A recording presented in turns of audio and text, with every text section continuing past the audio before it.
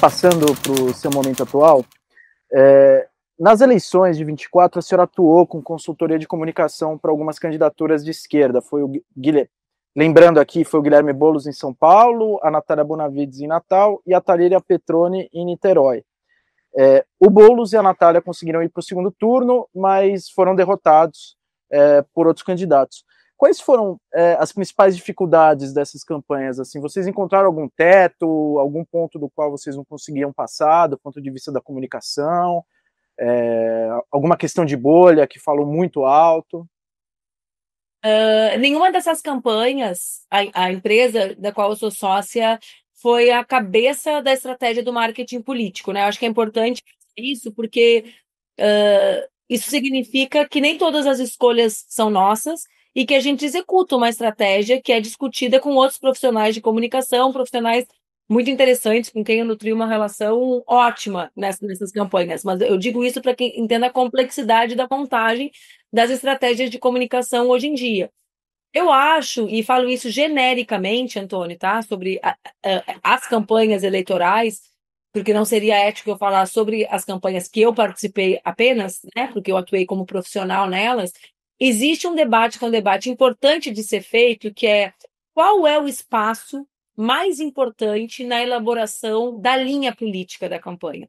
Nós viemos no Brasil de uma tradição de que esse espaço era a televisão, né? E a televisão, nas capitais, as cidades que têm televisão, acaba organizando um certo discurso político do candidato. Ou seja, é o espaço que o candidato apresenta a sua plataforma, a sua concepção de cidade, ou de estado, né, no caso das eleições estaduais, e se apresenta como alguém capaz de resolver. Estou resumindo aqui, mas a campanha geral é sobre isso, né? Por que escolher aquele determinado candidato ou candidata?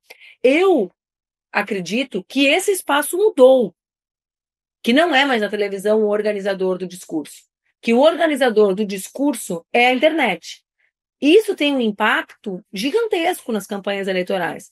Isso significa, no cotidiano, escolher se a gente escuta um grupo de quali focal com 9 pessoas ou a avaliação de 500 mil pessoas na internet.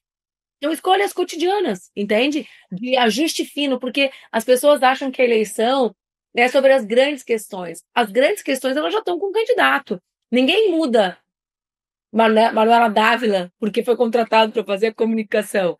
A pessoa vai ajustar. São ajustes finos. Ninguém muda o Lula porque é o marqueteiro do Lula. Faz um ajuste fino, né? Então a gente está falando sobre esse ajuste fino, né? Sobre a nuance, sobre as camadas, sobre os tons de cinza. E esses tons de cinza, na minha interpretação, eles devem se dar na internet, não na TV. A extrema-direita já entendeu isso.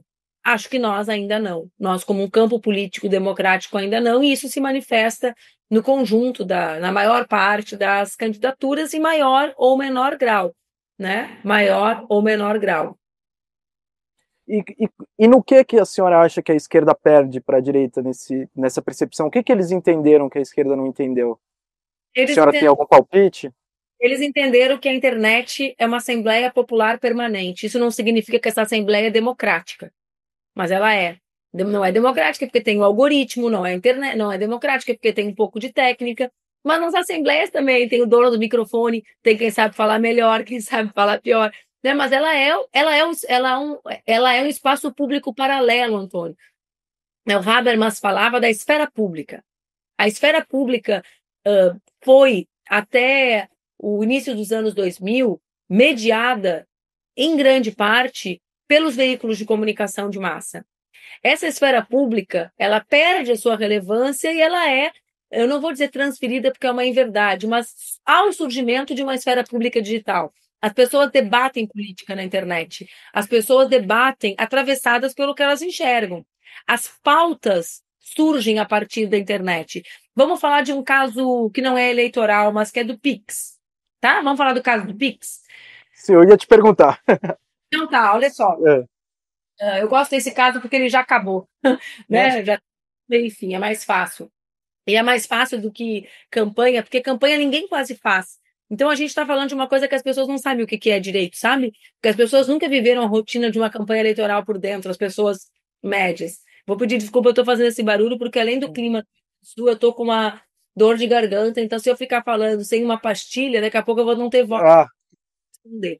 Mas olha só, Antônio, antigamente, quando eu cheguei no Congresso Nacional, a gente fazia uma lei, a gente até debatia essa lei, debatia com o que a gente chama de especialistas, né?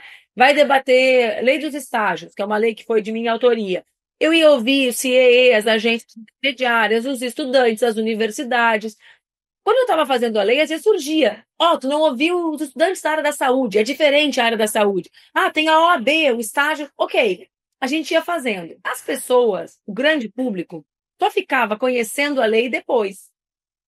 Hoje em dia, o processo de elaboração da lei é avaliado. Então, no ciclo das políticas públicas, a gente diria assim, a lei ela era elaborada, implementada e a gente avaliava depois, tá? Para botar em quadrados. Fazia, implementava e avaliava. Hoje em dia, enquanto a gente está produzindo, a gente já está sendo avaliado. No caso do PIX, enquanto eles estavam, primeiro erro de diagnóstico, o PIX é uma das coisas mais importantes que aconteceu para o povo brasileiro. Ponto. No seu cotidiano. É uma coisa, não estou querendo dizer que todos os dias as pessoas usam. Todos os dias as pessoas usam. Então é algo que as pessoas sabem o que é. Quando eu falo de importância, é nesse sentido, tá? Todo mundo sabe o que é. Muita gente, todo mundo usa. Vai fazer um negócio, vai fazer uma lei, um projeto sobre um tema tão relevante, já tem que ligar 3 estrelas em quem está fazendo. Opa, tema sensível. É assim. Ninguém vai fazer lei sobre religião no Congresso Nacional ignorando que é sensível.